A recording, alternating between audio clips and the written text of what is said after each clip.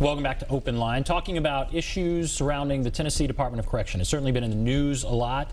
Dave Boucher with the Tennessean has been covering it, investigative reporter. Let's go to Beverly. Hello, Beverly. Are you there? Yes. Hi, what's on your mind? My concern is this inmate had previous injuries, and why was he not placed into protective custody? Okay, what about that?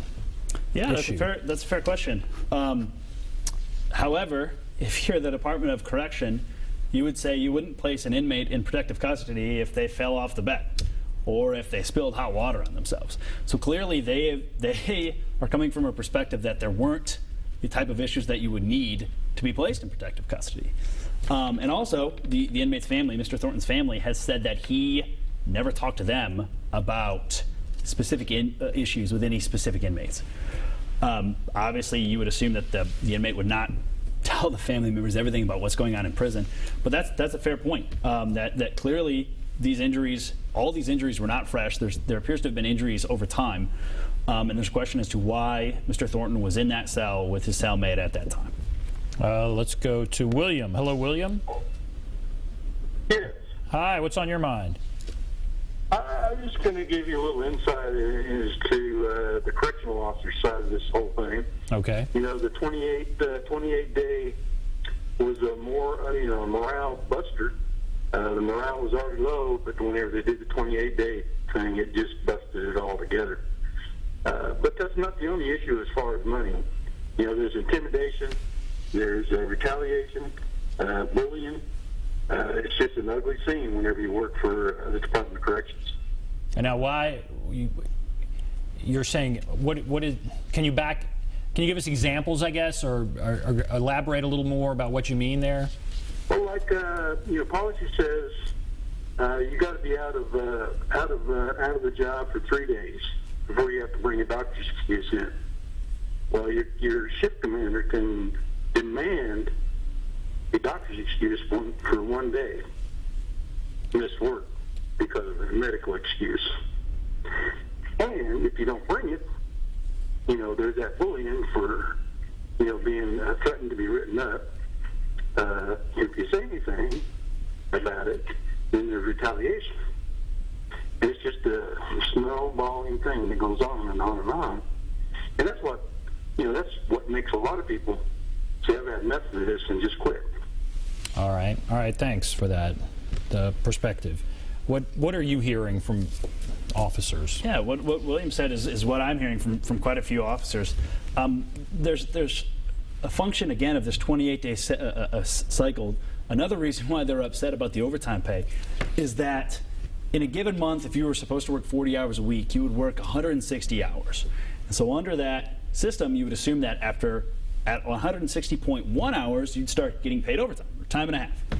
And the state says that from 160 hours to 171 hours, you are working overtime, and it is considered overtime, but you actually aren't paid overtime. You actually aren't paid overtime until you've worked 171.1 hours. And they call one of them, I believe, regular overtime and one premium overtime. They have a classification of how they call it. But in reality, on an officer's paycheck, there's no difference from working 165 hours versus working, fewer.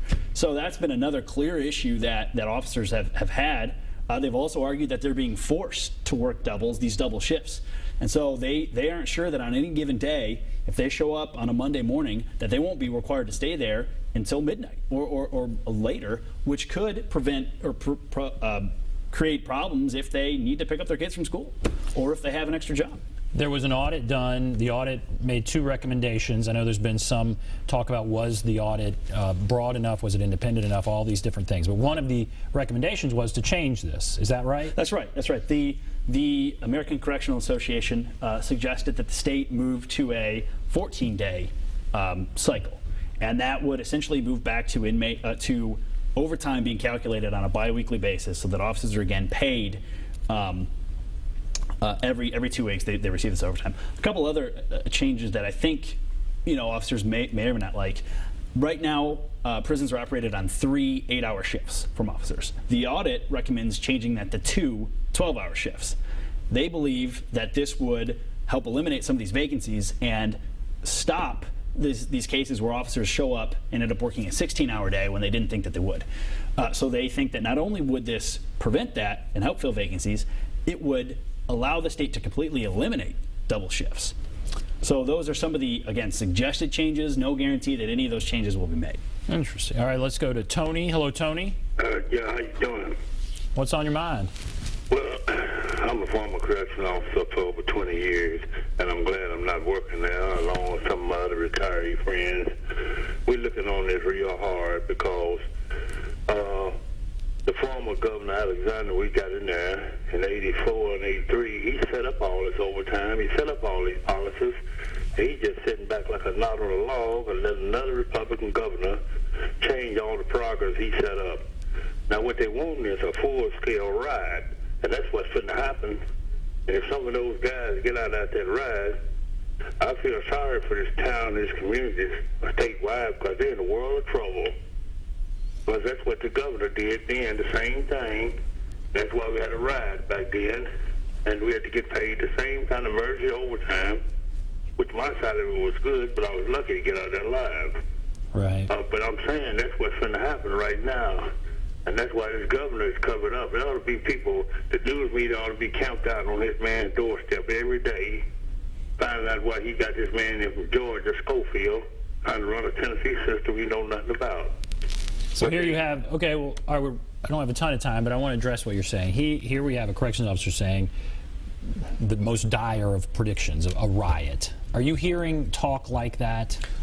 Not from everyone, and clearly the people who call me tend to have issues with what is going on in the department. But clearly, there have been officers and there have been lawmakers who have told me that if the department doesn't make some of these changes, that if they simply say everything is fine, they're questioning what it will take to happen for some sort of change to occur. And as one lawmaker, House Democratic Caucus Chairman Mike Stewart, a Nashville Democrat, told me, he thinks if they don't implement some of these changes, it could take something cataclysmic like a riot or something heinous to happen for any sort of real legitimate change to happen. So tomorrow is the fourth hearing. There's a legislative hearing tomorrow.